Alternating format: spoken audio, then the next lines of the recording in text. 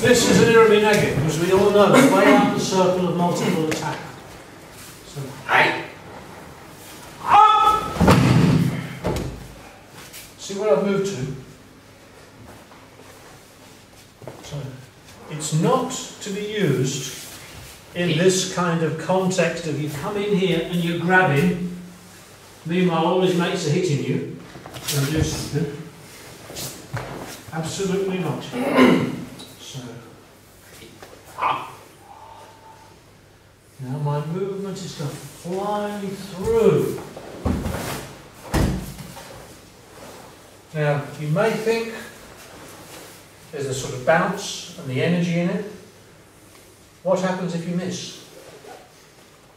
What happens if we miss completely?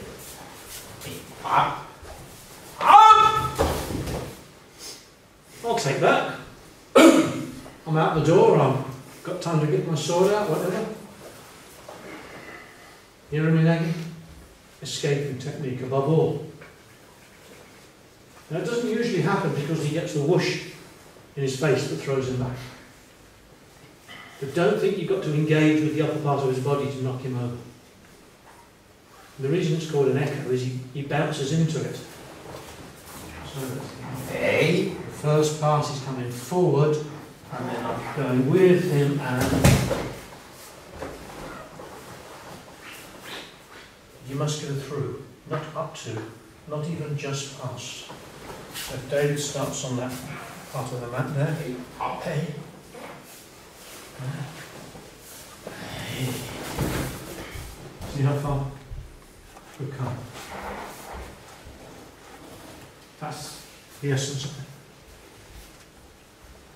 There are plenty of other techniques for engaging. It's probably a good idea to think of Irumi-Nage as escaping. I mean, you know the circle thing, escaping from the circle. So, a few more, but do be careful not to slam anyone down too hard. Schmass.